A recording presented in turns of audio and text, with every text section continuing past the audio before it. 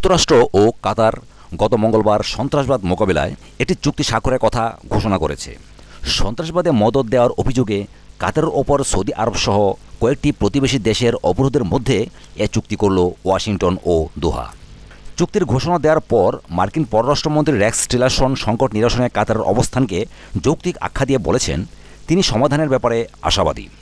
এদিকে আঞ্চলিক বিষয় নিয়ে কাতার ও সৌদি আরবের মধ্যে পুরনো একটি চুক্তির বিষয়বস্তু ফাঁস হয়ে যাওয়ার পর কাতারের সঙ্গে প্রতিবেশীদের তিক্ততা আরও বৃদ্ধির আশঙ্কা দেখা দিয়েছে। প্রতিবেশীরা বলছে কাতার ওই চুক্তিতে প্রতিবেশীদের আভ্যন্তরীণ বিষয়ে নাক না গলানোর অঙ্গীকার করলেও তা ভঙ্গ করেছে। কাতার সংকট নিরসনে আন্তর্জাতিক উদ্যোগের অংশ হিসেবে গত সোমবার কুয়েত সফরে যান যুক্তরাষ্ট্রের পররাষ্ট্রমন্ত্রী রেক্স টিলারসন। সেখান থেকে গতকাল কাতারে যান। আজ বুধবার যাবেন সৌদি আরবে। কাতারের রাজধানী দোহায় গতকাল এক যৌথ সংবাদ সম্মেলনে টিলারসন ও কাতারের পররাষ্ট্রমন্ত্রী শেখ মোহাম্মদ বিন আব্দুর রহমান আল থানি সন্ত্রাস দমন নিয়ে দুই দেশের মধ্যে নতুন চুক্তির ঘোষণা দেন। টিলারসন বলেন, দুনিয়া থেকে সন্ত্রাস নির্মূলের লক্ষ্যে গত মে মাসে রিয়াদে যে শীর্ষ বৈঠক হয় তার সিদ্ধান্তের আলোকেই এই চুক্তি হয়েছে। আর কাতারের পররাষ্ট্রমন্ত্রী বলেন, সন্ত্রাসের অর্থায়ন বন্ধে তার দেশই এই অঞ্চলে যুক্তরাষ্ট্রের সঙ্গে দ্বিপক্ষীয় চুক্তি করা প্রথম দেশ।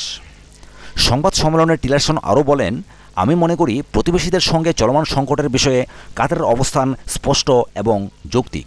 এদিকে রয়টার্স জানায়, কাতার ও সৌদি আরবের মধ্যে 2013 সালে সম্পাদিত গোপন একটি চুক্তির বিষয়বস্তু সোমবার প্রকাশ করেছে মার্কিন সম্প্রচার মাধ্যম CNN। ওই চুক্তিতে কাতার উপসাগরীয় প্রতিবেশী দেশগুলোর ব্যাপারে হস্তক্ষেপ না করার প্রতিশ্রুতি দিয়েছিল। এই চুক্তি সই হওয়ার বিষয়টি এতদিন জানা না থাকলেও এর বিষয়বস্তু আগে কখনও প্রকাশ হয়নি। চুক্তির বিষয় প্রকাশ হওয়ার পর যৌথ বিবৃতিতে সৌদি আরব, বাহরাইন, সংযুক্ত আরব আমিরাত ও মিশর বলেছে ওই চুক্তির তথ্য ফাঁসের পর এটা সন্দেহাতীতভাবে নিশ্চিত কাতার তার প্রতিশ্রুতি রক্ষা করতে ব্যর্থ হয়েছে।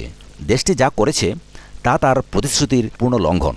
এর জবাবে সৌদি আরব ও ইউএর বিরুদ্ধে রিয়াদ চুক্তির চেতনা নষ্ট করার অভিযোগ তুলে কাতার বলেছে দেশগুলো কাতারের সার্বভৌমত্বের ওপর অন্যায় ও নজিরবিহীন আক্রমণ চালাচ্ছে।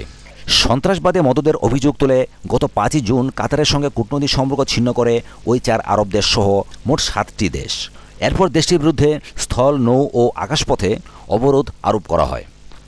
সাথে থাকার জন্য অসংখ্য ধন্যবাদ। আমাদের চ্যানেলটি সাবস্ক্রাইব করে সবসময় সাথে থাকুন এবং ভিডিওটি যদি ভালো লেগে থাকে তাহলে লাইক, কমেন্ট এবং শেয়ার করুন। ধন্যবাদ।